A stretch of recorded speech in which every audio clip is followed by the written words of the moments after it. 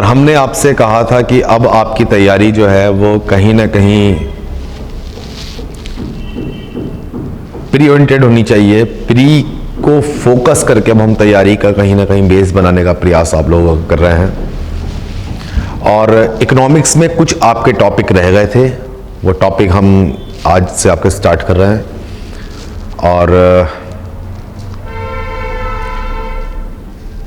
ज़्यादा से ज़्यादा क्वेश्चंस आंसर लगाने का प्रयास करिए। जितने भी लास्ट ईयर के क्वेश्चंस यूपीएससी के, यूपी पीसीएस के, एमपी पीसीएस के, राजस्थान पीसीएस के, जितने भी स्टेट एग्जामिनेशंस हैं उन सबको लगाने का प्रयास करिए। क्योंकि अब आपका प्री का टाइम, देखिए हाल फिलहाल में मार्च के आसपास मैं मान के चलता हूं कि कहीं ना कहीं आपका नोटिफिकेशन आ जाएगा। और डाटा आपके पास काफ़ी है, क्लासेस आपकी ज़्यादातर हो चुकी हैं, बस इसे पुट करना है। अब आपको अपने माइंड को शार्प करना है। क्लास की टेस्ट सीरीज ज्वाइन करिए, ज़्यादा से ज़्यादा क्वेश्चन लगाने का प्रयास करिए। और जो भी आपके डाउट हैं उन्हें नेट से आप सॉल्व करने का प्रयास करिए। और नेट के अलावा अगर आपसे सॉल्व नहीं हो रहे हैं तो फिर आप जो है वो क्लास में टीचर से या जो भी कोई यहाँ पे मेंबर्स हैं उनसे आप अपना क्वेरीज जो है सॉल्व करने का प्रयास करिए। और इससे ज़्यादा और क्या, ज़्यादा से ज़्यादा जितनी मात्रा में आप ज़्यादा से ज़्यादा क्वेश्चन लगा पाएंगे उतना ही आपको बेनिफिट एग्जाम हॉल में मिलेगा। तो हमारा भी प्रयास ये है। और देखिए फिर मैं आपसे कह रहा हूं एक बार कि क्लास नोट्स, जितने भी क्लास नोट्स हैं, इन सब क्लास नोट्स को एक ग्रंथ मान करके इन्हें ही याद करने का, इन्हें ही मेमोराइज करने का, इन्हीं का ही कॉन्सेप्ट बनाने का प्रयास करिए। इस क्लास नोट से आपका कोई भी एग्जाम बाहर नहीं जाएगा। बीपीएससी का आप देख चुके हैं भाई, क्लास तो आपके पहले हुई थी, पॉलिटी, ज्योग्राफी और इकोलॉजी एनवायरनमेंट, जो भी आपके सेगमेंट हो चुके हैं, उनमें से क्लास नोट्स में से आप देखिए कि कितना आपका आईएएस में आया है और कितना पीसीएस में। और देखिए मैंने पहले भी आपसे कहा था कि क्लास नोट्स से कुछ भी बाहर नहीं जाएगा।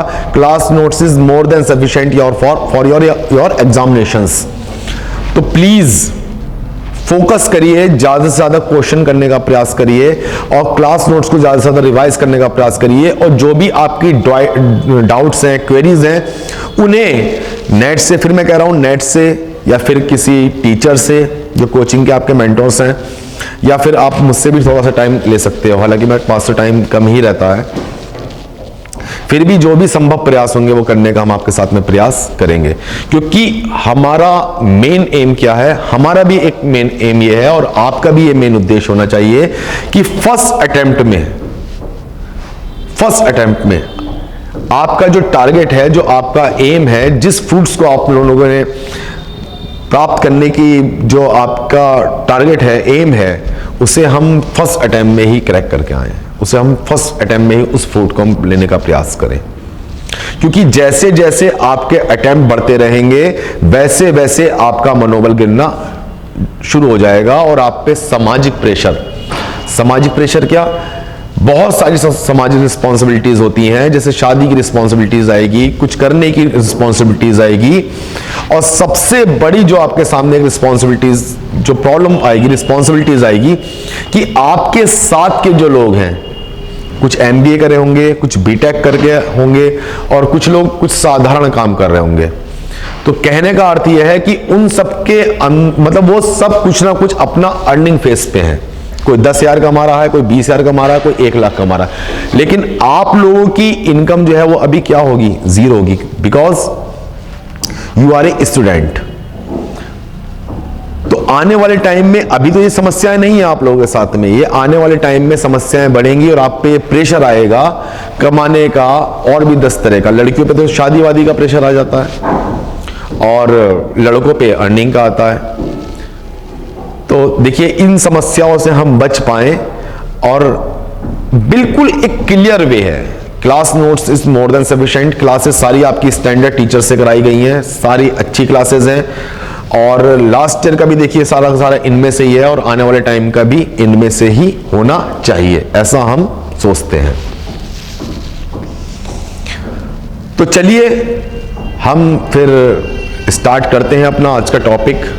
बेरोजगारी रह गया था, बेरोजगारी, पॉवर्टी, और कुछ बेसिक से आपके 2-4 टॉपिक रह गए थे। गरीबी में ही हम, पॉवर्टी में ही आपका जो है सोशल इश्यूज वाला जो कुछ पार्ट है वो हम इसमें कवर कराने का प्रयास करेंगे, क्योंकि ऐसे भी आपको लिखना है ना वहां पे, वो ऐसे एक इसमें से आ जाना चाहिए।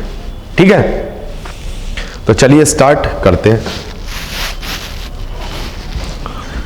तो बेरोजगारी, अनएम्प्लॉयमेंट, तो देखिए आइए समझने का प्रयास करते हैं।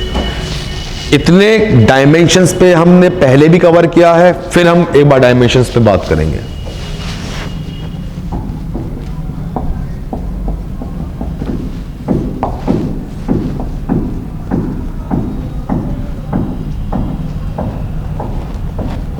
अनएम्प्लॉयमेंट, पहले हम देखेंगे इसका क्या है, अर्थ, इसका मीनिंग क्या है बेरोजगारी का। फिर हम देखेंगे इसका स्वरूप,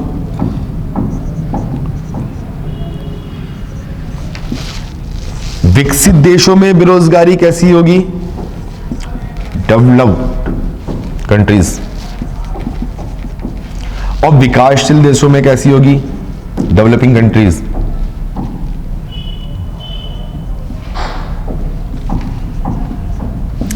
फिर हम देखेंगे इसका बेरोजगारी का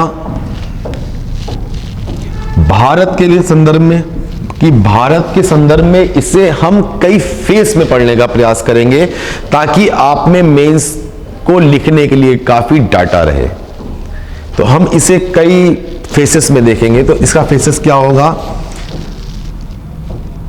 1950 से पहले,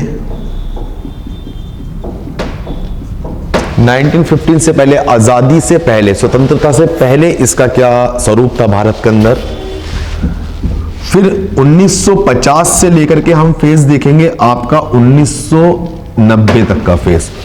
ये वो फेस है जिस टाइम पे हमारे एग्रीकल्चर पे हरित क्रांति आ रही है, ग्रीन रेवोल्यूशन आ रही है, और कहीं ना कहीं जो इंडस्ट्री सेक्टर है ये भी तेजी से बूम कर रहा है, क्योंकि सेकंड पंचवर्षीय योजना में आपने देखा है कि इसके लिए भी बहुत ज्यादा काम किए गए। और इसके बाद हम देखेंगे आपका कि इसमें कितनी हमारी ग्रोथ हो पाई। फिर 1990 से लेकर के 2000 तक का हम फेस देखेंगे, आपका 2000 तक का। ये वो फेस है 1991 में आपने देखा होगा, लगभग 1990 से 1991 के बीच में, कि आप भारत ने उदारीकरण, प्राइवेटाइजेशन, लिबरलाइजेशंस, इन चीजों को अप्लाई करना शुरू किया, और हमने कहीं ना कहीं अपनी विदेश की नीति को प्रसार किया, एक्सपेंड किया, और इस पूरे वर्ल्ड की अर्थव्यवस्था से अपनी अर्थव्यवस्था को कनेक्ट करने का प्रयास किया, जोड़ने का प्रयास किया। तो इसके भारत पे क्या प्रभाव पड़े, क्या क्या इसके अंदर चेंजेस आए, कैसे कैसे इसका स्वरूप बदला, तो हम इस पे फिर देखने का आपका प्रयास करेंगे। इसके बाद हम लोग देखेंगे 2000 से लेकर के 2008 तक का फेस। ये 2000 से लेकर के 2008 तक का वो फेस था कि जिस फेस के अंदर अगर आप देखेंगे कि जीडीपी की जो ग्रोथ रेट है, हमारी सकल घरेलू उत्पादन की जो ग्रोथ रेट है, वो बहुत तेजी से हमारी हाइक करती है। लगभग हम 7 पॉइंट और 8 पॉइंट की जो है ग्रोथ रेट को टच करने के कहीं ना कहीं करीब होते हैं, उसे हम टच करने का प्रयास करते हैं और कर भी लेते हैं। लेकिन इसी टाइम आप देखेंगे कि एक वैश्विक मंदी का दौर आया यूएसए लेवल पे, और जब यूएसए में मंदी का दौर आना शुरू हुआ तो यूएसए कहते हैं कि वर्ल्ड की जितनी भी अर्थव्यवस्थाएं हैं, वर्ल्ड की जितनी भी इकोनॉमिक्स हैं, उनका कहीं ना कहीं एक इंजन के रूप में काम करता है, उन्हें खींचने का प्रयास करता है। तो जब उस पे एक बड़ी इकोनॉमी पे मंदी, डिफ्लेशन आने शुरू हुई, तो उसके क्या भारत पे इफेक्ट पड़े और किस तरीके से भारत के अंदर बेरोजगारी बढ़ी। तो इसमें कौन कौन से सेक्टर पे भी हम बात करेंगे कि प्राइमरी सेक्टर पे क्या इसका इफेक्ट रहा, और सेकंड सेक्टर पे और टर्शियरी सेक्टर पे, तृतीय सेवा सेक्टर पे भी इसका क्या इफेक्ट पड़ा। तो हम इसे भी कहीं ना कहीं देखने का प्रयास करेंगे। और इसके बाद हम देखेंगे कि 2008 के बाद का जो फेज था, 2014 तक का जो फेज था, इस फेस में आप देखेंगे अगर 2008 में मंदी आ चुकी थी और धीरे धीरे भारत पे इसके इफेक्ट पड़ने लगे थे, तो सरकारें क्या काम कर रही थी कि बेल आउट पैकेज दे रही थी भारत के अंदर। तो जो सरकार के पास जमा था वो तो अपना दे चुके थे, और जैसे जैसे हम इससे रिकवर करना शुरू करें, क्योंकि जब प्राइवेट सेक्टर में और देश के किसी इकोनॉमिकल सेक्टर में कुछ क्राइसिस आना शुरू करती हैं, तो सरकार उसे ग्रो अप कराने के लिए अपने तरफ से जो सहायता देती हैं, पैसे के लिए उनकी हेल्प करती हैं, उसे हम लोग बेल आउट पैकेज कहते हैं। तो 2008 से 2014 तक का अगर आप फेज देखेंगे तो इसमें सरकारें जो हैं वो बेल आउट पैकेज दे चुकी थी और सरकार भी कहीं ना कहीं खाली थी। और इसके यही आप देखेंगे कि यही एक डबल डिप, दोबारा से मंदी का एक दौर आया, सरकारें भी खाली हो चुकी थी और हमारे पास देने के लिए भी कुछ नहीं था। और आप देखेंगे कि सरकारें अपना जो रेवेन्यू है, जो आपकी सहायता है, वो कैसे करती हैं? रेवेन्यू प्राप्त करती हैं, टैक्सेस से प्राप्त करती हैं। जब टैक्सेस से प्राप्त करती हैं उसे ही जो है वो फिर आप लोगों पे लगा देती हैं, हम बता चुके हैं आपको। तो यहां की स्थिति ये थी कि टैक्स ज्यादा बढ़ाए जाएं क्योंकि सरकारें खाली थी, बेल आउट पैकेज दे चुकी थी। तो इस कंडीशन में जो भारत के अंदर बेरोजगारी बढ़ी, तो उसका क्या परिणाम निकला और उसके लिए क्या क्या आगे योजनाएं लाई गई, वो उस पर हम डिटेल से बात करेंगे। इसके बाद का जो फेज था 2014 से लेकर के 2019 तक का फेज, इस फेज पे हम बात कर लेंगे। ये फेज क्या था? यहां आप देखेंगे कि धीरे धीरे धीरे जीडीपी हमारी जो 2014 में बेल आउट पैकेज का आया, जैसे जैसे सरकारों ने अपनी योजनाएं लागू करी, और यही आप देखेंगे कि एक भारत के अंदर बहुत बड़ा पॉलिटिकल चेंज होता है कि कांग्रेस की सरकार जाती है और बीजेपी की सरकार का फेस आना शुरू होता है। और बीजेपी की सरकार के आने के बाद क्या दोनों में हम डिफरेंस करेंगे। देखिए, पॉलिटिकल इश्यूज नहीं देखेंगे कि कांग्रेस ने क्या किया, इससे हमारा कोई संदर्भ नहीं है। हम अपनी इकोनॉमी के लिए देखेंगे कि इकोनॉमी में कैसे कैसे बूस्ट आए, क्या क्या काम किए गए। और यही आपके हम देखेंगे कि 2014 से लेकर के 2019 तक का जो फेस था नोटबंदी का, तो धीरे धीरे हम रिकवर कर रहे थे। तो यही 2018 में आपकी जो 2017 के आसपास जो है वो मंदी आई, नोटबंदी की गई, और इस नोटबंदी का हमारी जीडीपी पे क्या इफेक्ट पड़ा। और यही देखिए हम लोग जीएसटी भी लागू कर रहे हैं अपना, और जीएसटी के भी कहीं ना कहीं आपके ऊपर इफेक्ट आना शुरू हो रहे हैं।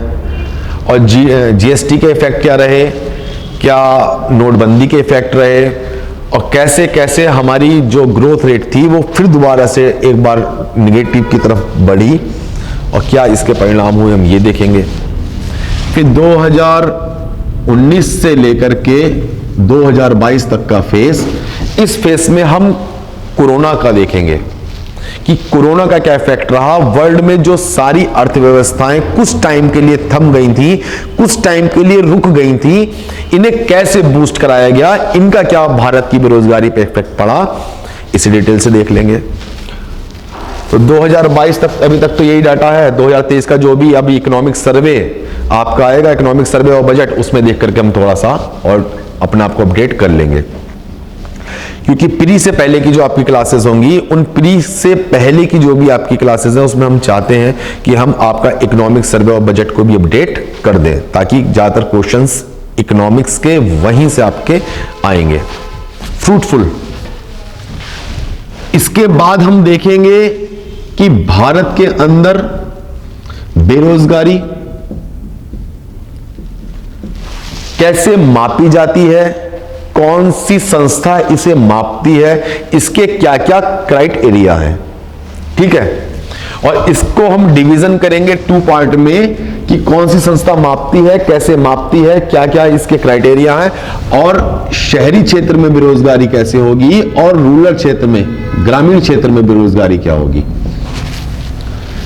फिर हम देखेंगे कि वर्ल्ड में कौन मापता है, विश्व में, इनके क्या क्राइटेरिया हैं, इनकी कौन कौन सी रिपोर्ट्स हैं भारत के बारे में और विकासशील अर्थव्यवस्थाओं के बारे में और विकसित अर्थव्यवस्थाओं के बारे में, इनकी बेरोजगारी मापने के क्या क्या तरीके हैं, कैसे कैसे इनके क्राइटेरिया हैं और कैसे इनका जो रिपोर्ट्स हैं उनकी डिटेलिंग के ऊपर हम बात करने का प्रयास करेंगे। इसके बाद का जो हमारा टॉपिक होगा कि वर्तमान में सरकार ने कौन कौन सी ऐसी योजनाएं चलाई हैं जिससे हमारे यहां बेरोजगारी को दूर करने के लिए प्रयास किए हैं, जैसे मेक इन इंडिया, नरेगा और बहुत सी ऐसी सेल्फ स्टडीज हैं, मतलब सेल्फ योजनाएं हैं, रोजगार दिए जा रहे हैं, छोटे छोटे से क्लस्टर में रोजगार कहीं ना कहीं बांटे जा रहे हैं ताकि जो हमारी इकोनॉमी है वो जो ग्रास रूट है उससे पिकअप करें। तो इस पे हम देखेंगे भारत सरकार की योजनाएं।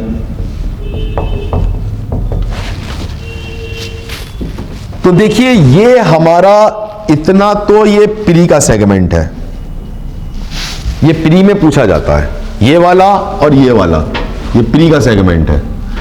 और जब हम इन सबको साथ में मिला देते हैं तो यही हमारा मेंस का और यही हमारा इंटरव्यू का सेगमेंट रहेगा। तो इतने टॉपिक पे हम लोग बात करेंगे ताकि हमारा कोई भी क्वेश्चन छूट ना पाए, हमारे पास इतना डाटा रहे कि हम अच्छे से अपने डाटा को मेंस के अंदर पुट कर सकें। ओके।